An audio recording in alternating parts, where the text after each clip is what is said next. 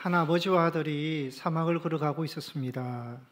가도 가도 끝없는 사막길에서 길을 잃은 두 사람은 마을을 찾아보려고 애를 썼지만 찾지 못했습니다. 목이 마르고 배도 고프고 사막의 뜨거운 햇빛에 죽을 지경이었습니다. 아들이 아버지에게 더는 못 가겠어요. 죽을 것 같아요. 절망하자 아버지는 조금만 더 참자, 희망을 잃으면 안 돼 했습니다. 두 사람 앞에 저 멀리 집처럼 뭔가 보이기 시작했습니다. 그곳을 향해 열심히 뛰어갔는데 집이 아니라 무덤들이었습니다. 아들이 무덤뿐이에요. 이제는 정말 죽겠어요. 낙담하자. 아버지가 그렇지 않아. 무덤이 있다는 것은 반드시 가까이에 마을이 있다는 뜻이다. 조금만 더 힘내자. 그렇게 조금 더 걸어가니 마을이 나와서 두 사람은 살게 되었다라는 이야기입니다. 이게 탈무드에 나오는 이야기입니다. 두 사람은 같은 사막을 걷고 있었고요. 똑같은 무덤을 바라보았습니다. 그런데 한 사람은요, 무덤을 바라보면서 끝났다, 끝이다, 낙담하였고요. 또 한 사람은 무덤을 보면서 마을이 얼마 남지 않았다, 기대하며 희망을 가졌습니다. 무엇을 바라보느냐가 중요한 것이 아니라 어떻게 바라보느냐가 중요하다는 말입니다. 본문은 위로에 대해서 말씀을 하고 있는데요. 오늘 본문에 위로라는 말이 무려 10번이나 나옵니다. 그만큼 위로가 필요한 굉장히 힘든 상황, 환난의 상황임을 알 수 있습니다. 이 상황에서 무엇을 바라보느냐, 어떻게 보냐에 따라서요, 위로를 받을 수 있고 절망할 수 있고 그 상황을 극복할 수도 있고 또 못할 수도 있습니다. 위로라는 말은 국어사전에는 따뜻한 말이나 행동으로 괴로움을 덜어주거나 슬픔을 달래주는 것으로 해석합니다. 위로는 헬라어로 파라클레오입니다. 이 파라, 옆에라는 뜻과 클레오, 부르다, 다가간다는 뜻의 합성으로요, 옆으로 부른다, 다가가서 가까이서 위로한다, 그런 뜻입니다. 요한복음에서 예수님은 이 성령을 보혜사라 그랬는데요, 이것이 보혜사가 헬라어로 파라클레토스입니다. 성령 보혜사는 옆에서 다가가서 도와주시는 분이다. 성령님은 위로자가 되신다라는 뜻입니다. 아이가 엄마에게 혼을 납니다. 자기 방에 들어가서 마음이 상해서 울고 있습니다. 그럴 때 엄마는요, 혼낸 아이를 내버려 두지 않습니다. 방에 들어갑니다. 옆에 앉습니다. 손을 잡아줍니다. 그리고 말합니다. 엄마가 너를 꾸짖은 것은 너가 미워서가 아니야. 잘못한 것을 고치지 않으면 계속 반복하게 되면 너에게도 해가 되고 다른 사람에도 해가 돼요. 엄마는 너를 너무너무 사랑해. 그리고 안아줍니다. 이 위로죠. 옆에서 가까이서 달래주는 것이 위로입니다. 여러분, 위로한다고 해서요, 당장 문제를 없게 만들어주는 것은 아닙니다. 엄마가 자녀를 위로한다고 해도 자녀의 감정이 곧바로 아무 일 없는 것처럼 사라지는 것이 아닙니다. 어려움을 겪는 사람을 위로합니다. 실패한 사람이나 질병에 걸린 사람을 위로한다고 해서 그 슬픔과 질병이 곧바로 없어지는 것은 아닙니다. 위로해도요, 문제와 상황은 그대로입니다. 그러나 위로는요, 내적인 해결을 줍니다. 마음의 힘을 줍니다. 문제 해결은 내적인 해결과 외적인 해결이 있습니다. 위로는 내적인 해결을 의미합니다. 위로해도 외적인 문제는 그대로 있습니다. 그러나 위로는 먼저 내적인 해결이 우선이 돼야 됩니다. 내적을 해결하지 않고 외적으로만 문제를 해결하면요, 근본적인 해결이 되는 것은 아닙니다. 그러나 내적인 해결이 되면 그 힘으로 외적인 문제도 해결할 수 있는 것입니다. 위로는 외적인 상황은 그대로이지만 내적으로 먼저 해결을 주고 내적인 힘을 주는 것이 위로입니다. 오늘 사절 말씀을 우리 다시 한번 함께 읽도록 하시겠습니다. 시작. 우리의 모든 환난 중에서 우리를 위로하사 우리로 하여금 하나님께 받는 위로로서 모든 환난 중에 있는 자들을 능히 위로하게 하시는 이시로다. 아멘. 4절 짧은 한 절이에요. 위로의 세 가지 공식이 있습니다. 첫 번째 공식은 모든 환난에는 위로가 있다는 것입니다. 4절에 말씀합니다. 우리의 모든 환난 중에서 우리를 위로하사. 이 말씀은요, 환난이나 고난만 계속 있는 것이 아니라 거기에도 위로가 있다는 것입니다. 왜 위로가 있겠습니까? 사람은 연약하기 때문에, 위로가 없으면요 넘어지기 때문입니다. 부모가 자녀를 키울 때 구중만 하지 않습니다. 반드시 위로를 줍니다. 위로가 없이 꾸중만 있으면 어떻게 되겠습니까? 자녀는 낙담할 것입니다. 거칠어질 것입니다. 불신이 가득할 것입니다. 밖으로 튀어나갈 것입니다. 인생에도 문제가 있을 것입니다. 그래서 반드시 위로와 사랑이 있습니다. 하나님은 믿음의 사람들을 훈련시키기 위해서요, 시험도 주시지만 또 피할 길도 주시고, 고난이나 환난도 있지만 환난 속에서 믿음을 버리지 않도록, 넘어지지 않도록 위로를 주셔서 힘도 주시고 견디게 하시고 끝까지 감당하게 하신다는 것입니다. 환난에는 반드시 위로가 있습니다. 오늘 8절 9절 보시면 바울은 자신이 받은 환난이 얼마나 심했는지 말하고 있습니다. 8절에 보시면 아시아 티로키아에서 당한 환난이 힘의 격도로 심한 고난을 당하여 살 소망까지 끊어진 환난이다 말하고 있고요. 9절에 보시면 우리 자신이 사형 선고를 받은 줄 알 정도로 심한 환난이었습니다. 바울이 받은 환난이요, 믿음이 없어서 받은 것 아닙니다. 요나처럼 하나님께 불순종해서 받은 것도 아닙니다. 오히려 믿음 때문에, 순종 때문에 복음을 전하기 위해서 사도직을 감당하다가 받은 환난이었습니다. 여러분, 예수님의 제자들이요, 예수님과 멀어져서 풍랑을 만난 것이 아니라 예수님과 함께 하는데도 풍랑을 만납니다. 마찬가지입니다. 성도의 고난과 시험은 이유를 모르는 경우가 많습니다. 오히려 믿음 때문에 환난이나 시험도 있습니다. 만약 우리가 불순종하고 불신하고 죄를 지었다면 회개할 수 있겠지만, 믿음으로 삽니다. 누구보다 성실하고 진실하고 열심히 살지만 이해할 수 없는 환난을 만날 수 있는 것입니다. 여러분, 우리는 매일 TV나 기사를 통해서 정말 안타까운 사고와 사건의 소식을 많이 접합니다. 음주 운전사고로요, 참변을 당합니다. 한국에 온 관광객, 일본인 모녀가요, 참변을 당하고요. 이번 주도 화력발전소 붕괴로 인한 사망자가 또 발생했습니다. 이렇게 안타까운 사고가 일어나는 이유가 어디 있습니까? 악한 사람에게 일어난 것 아닙니다. 정말 착하고 성실하게 열심히 사는 평범한 사람들에게 예측할 수 없는 사고가 일어나기 때문에 안타까운 사고가 되는 것입니다. 바울이 받은 심한 환난은요, 죄를 지어서 받은 것이 아닙니다. 누구보다 믿음으로 살고 하나님이 주신 사명을 감당하면서 겪는 그러한 심한 환난이었습니다. 바울은 이 심한 환난을 만났을 때 어떤 신앙을 가져야 되는지 말하고 있습니다. 9절 중반에 보시면 이는 설명을 합니다.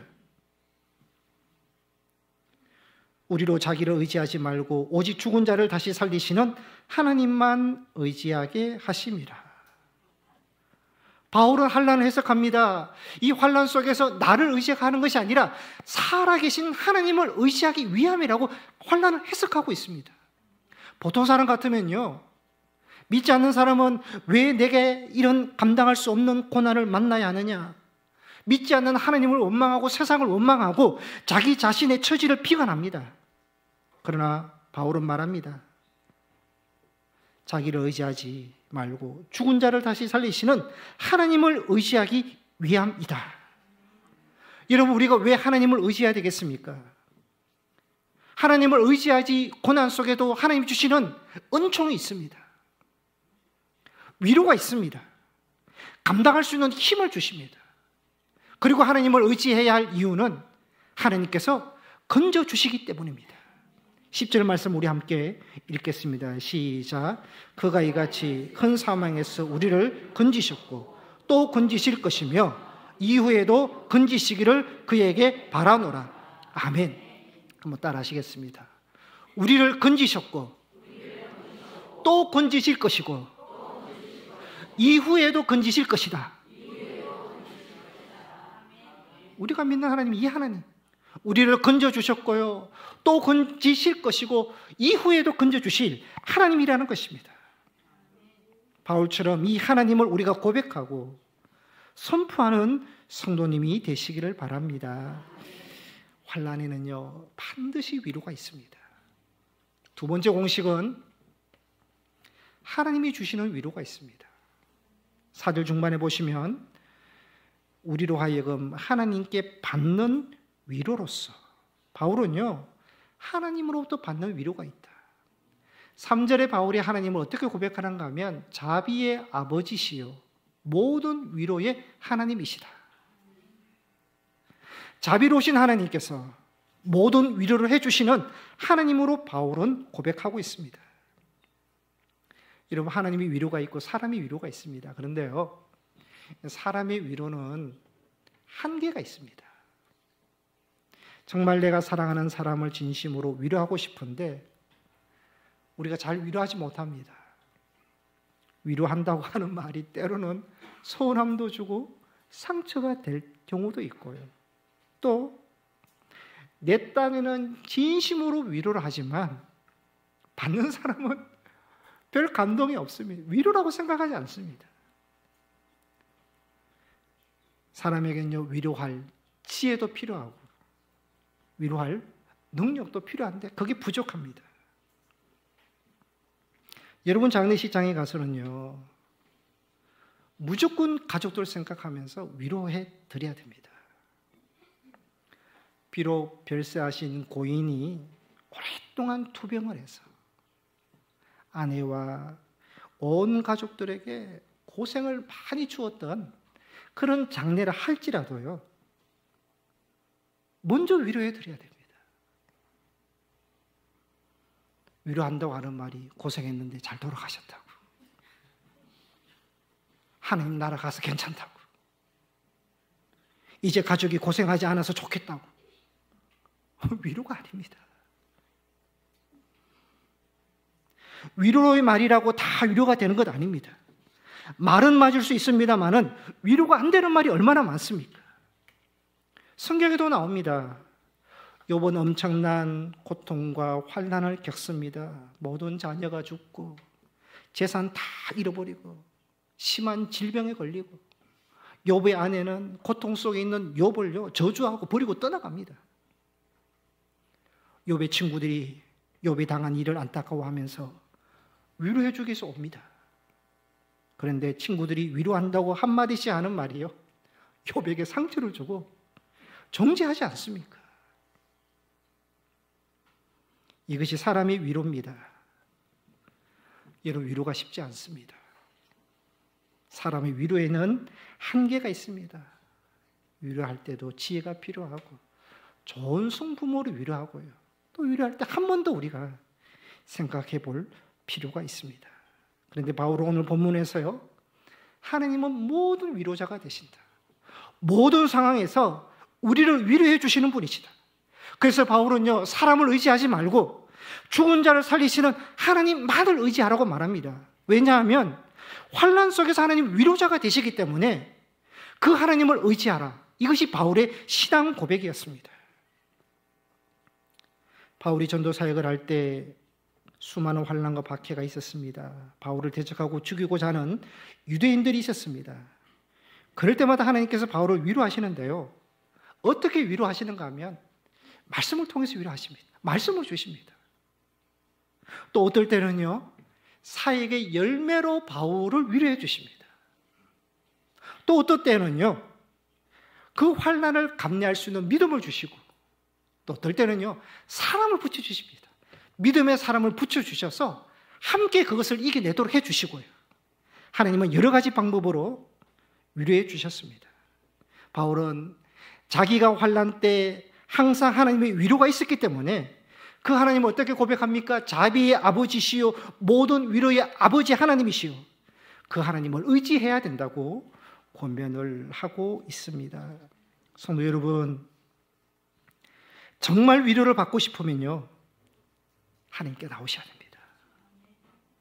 하나님을 찾아야 되고 하나님을 의지하셔야 됩니다. 우리 하나님께서 우리 영혼의 깊은 곳까지 터치해 주시고 만져주시고 위로해 주십니다. 성령님이라는 것은 옆에서 도와주신 분. 성령님은 우리 무엇을 도와주시느냐? 연약한 것을 도와주신다. 그 연약함은 슬픔, 고민, 걱정, 문제, 환난 도와주시고 위로해 주십니다.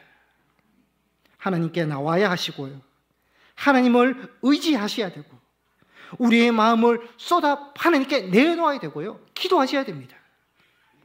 그때 하나님께서 들어주시고 우리 영혼을 만져주시고 위로해 주시고 다시 일어서게 해 주십니다.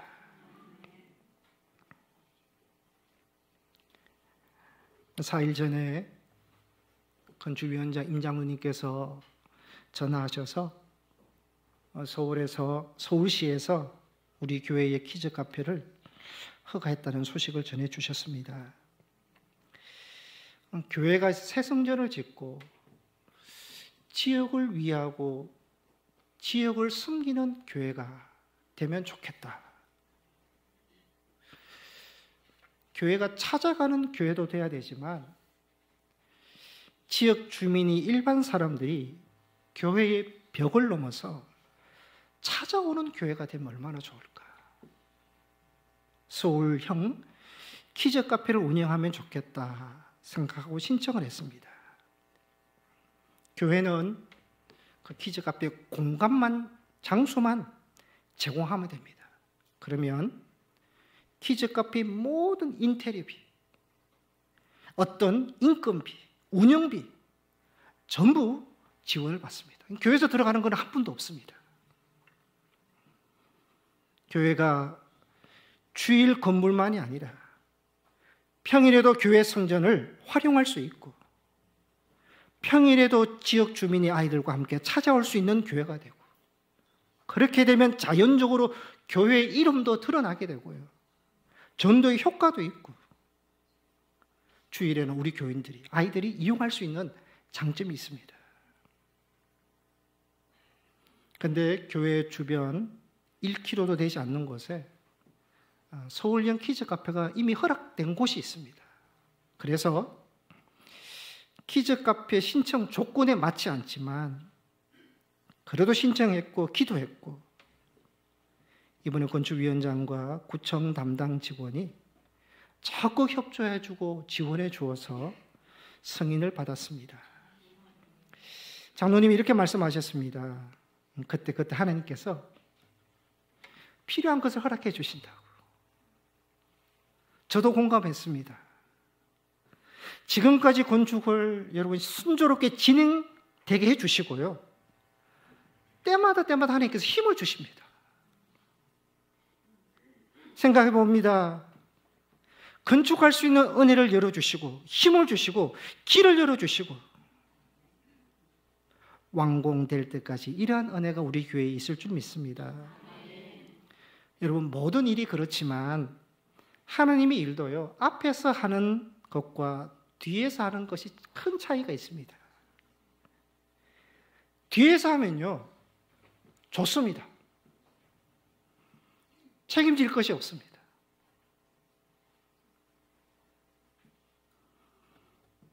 따라가기만 하면 됩니다. 뒤에서 또 잘 협조할 수 있습니다. 이런 말 저런 말 들려와도 신경 쓸 것도 없습니다. 따라가는 분들은.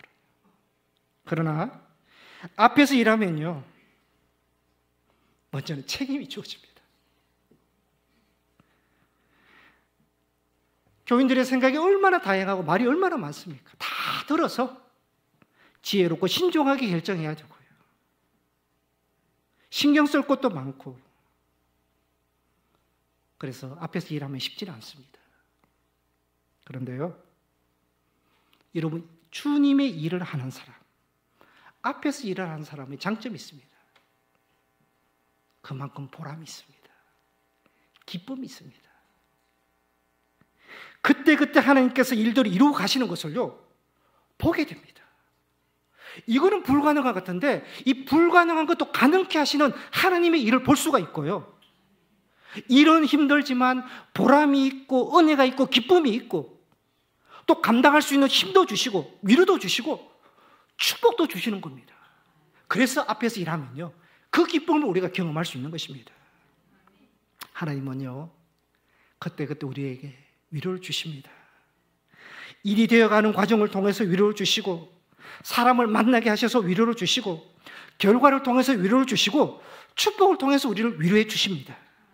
하나님은요, 사랑하는 모든 자들에게 위로해 주십니다. 성도 여러분, 믿음 생활 하시면서 이 하나님의 위로를 경험하시기를 바랍니다.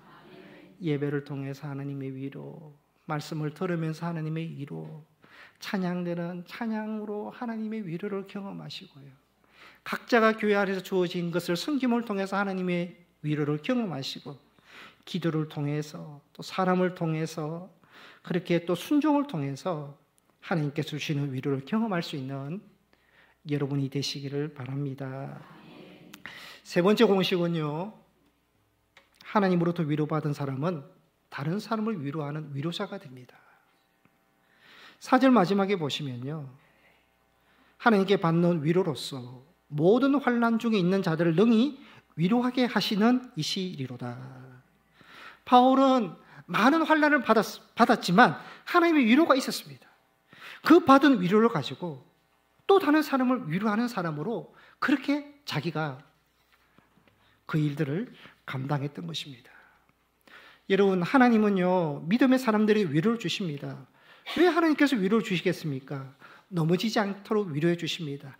그것을 잘 이겨나가도록 위로해 주십니다. 더 나아가서요, 너가 위로받고 위로받는 자가 되도록 우리가 되기 위해서 위로해 주신다는 것입니다. 바울은 복음 사역을 감당하면서 수많은 환난과 고난을 만났습니다. 그러나 그때마다 하나님의 위로를 받았습니다. 그 위로로 환난을 극복했습니다. 자신이 받은 위로를 가지고요, 환난 중에 있는 성도들에게 위로합니다. 이렇게 위로했을 것입니다. 성도님, 지금 고난과 환난으로 많이 힘드시지요? 저 역시 환난을 만났습니다. 그런데 그때마다 하나님께서 위로해 주셨습니다. 고난이 큰 만큼 하나님의 위로도 큽니다. 나를 위로하신 하나님께서 성도님도 반드시 위로해 주실 것입니다. 힘내십시오. 그렇게 위로했습니다. 바울의 신앙은요, 타인 신앙이 있습니다. 타인 신앙. 타인을 먼저 생각하고, 타인을 배려하고, 타인을 유익하게 하고, 타인을 섬기는 타인 중심의 신앙생활을 했습니다. 심지어 바울은요, 자기 신앙으로는 우상 제물을 마음대로 먹을 수 있지만 타인이, 믿음이 작은 그런 사람들이 자기로 인해서 실족하고 또 넘어지는 것이 염려되어서요, 자기는 우상 제물을 절대 먹지 않겠다고 그렇게 말할 정도로 타인을 배려하고 타인에게 유익을 주는 타인 중심의 신앙을 가졌습니다. 위로자가 되었던 것입니다.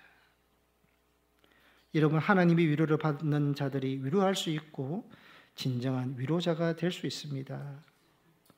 수술 앞두고 불안해하는 환자에게요, 더 큰 수술을 경험한 사람을 위로할 수 있습니다.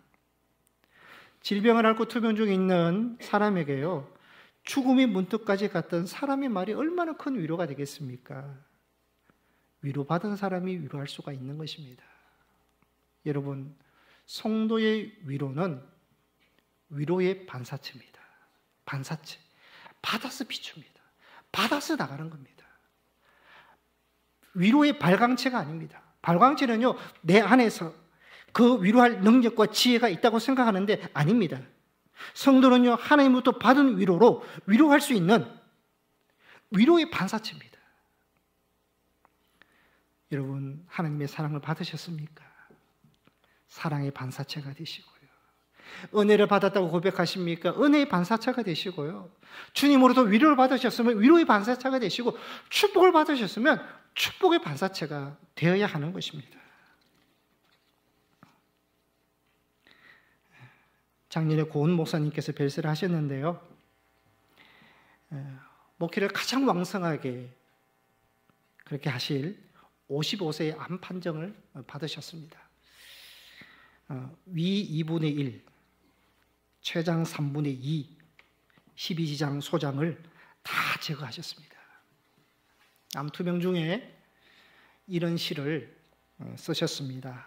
나는 좋다. 내가 암병이라면 모든 환자들의 친구가 되어 좋다. 내가 치료된다면 그들에게 또한 희망이 되어 좋다. 치료되지 않는다면 주님의 부르심에 순종할 수 있어 좋다. 내가 암병이 아니라면 모든 사랑하는 사람에게 근심되지 않아 좋다. 나는 이 일로 내 인생을 돌아보며 단 한 번 위대한 결단할 수 있는 시간을 주셨음을 감사할 수 있어. 나는 언제나 이래도 저래도 좋다. 암 판정을 받으시고요, 큰 수술하시고도 이래도 누군가에게 위로가 되어 좋고 저래도 누군가에게 위로가 되어 좋다. 위로를 받은 사람으로 위로자로 쓰이는 것에 대해서 좋고 감사하다는 그런 고백의 시였습니다. 이번 주에 우리 시찰 목사의 수련회가 있어서 다녀왔는데요, 동두천에서 목회하시는 목사님께서 자기 교인 이야기를 해주셨습니다. 목사님 교회에요, 5 쌍둥이, 5둥이 출산 교인 부부가 있다 하셨습니다. 국내 첫 5 쌍둥이 자연 임신, TV에 나왔습니다. 부부는 자연 임신이 되어서 5 쌍둥이를 임신했는데요, 근심과 고민이 많았다고 합니다. 5 쌍둥이를 출산한다는 생각은 아예 하지 않고, 다 출산할 수 없을 텐데 누구를 지워야 할까? 그 고민을 했답니다. 부부가 이대 목동병원에 가서 의사에게 고민을 말하니까 의사가요, 하나님이 주신 생명을 왜 지우려고 합니까? 하나님입니까? 5 아이 다 출산할 수 있습니다. 의사 선생님이 그렇게 말을 해줍니다. 이 부부에게 큰 위로가 되어서 5 아기를 출산할 수 있다는 용기를 갖습니다. 그렇게 해서 서울 성모병원에서 5 쌍둥이 출산하는데요, 전문 의료진 30명이 붙어서 그 아이들을 건강하게 출산했다고 합니다. 여러분, 한 사람의 말이요, 생명을 줍니다. 용기를 줍니다. 위로를 준다는 것입니다. 우리는 하나님으로부터 위로를 받은 사람입니다. 위로의 반사체가 되어야 되겠고, 누군가를 위로할 수 있는, 용기를 줄 수 있는 그런 성도가 되어야 할 줄 믿습니다. 여러분, 올해도 이제 2달도 채 남지 않았습니다. 올 한 해도 돌아보면요, 개인마다 가정마다 감사할 부분도 많습니다. 은혜도 많습니다. 그런 눈물도 슬픔도 근심도 있었습니다. 감사하게도 그때마다 하나님께서 위로를 주셨습니다. 믿음을 주셨고, 믿음을 회복시켜 주셨고, 주변에 소중한 사람, 사랑하는 사람 있게 해주셔서 힘을 얻게 해주셨고, 사람을 만나게 해주셨고, 생각지도 않은 많은 일들을 이루어 주셨습니다. 하나님은 올해도 우리에게 그렇게 은혜를, 위로를 주셨습니다. 성도 여러분, 하나님의 은혜와 위로를 받았으니 우리 역시 누군가에게 위로자가 되고 위로의 반사체가 되어야 하겠습니다. 누군가에게도 우리를 통해서 하나님의 위로를 전달하고, 그들이 계속해서 믿음을 가지고 하나님을 의지하도록 해야 하겠습니다. 삶에서 하나님부터 계속해서 위로를 받으시고요. 그 받은 위로를 가지고 위로의 통로, 위로의 도구로 쓰임받는 성도님들이 되시기를 축복합니다. 기도하시겠습니다.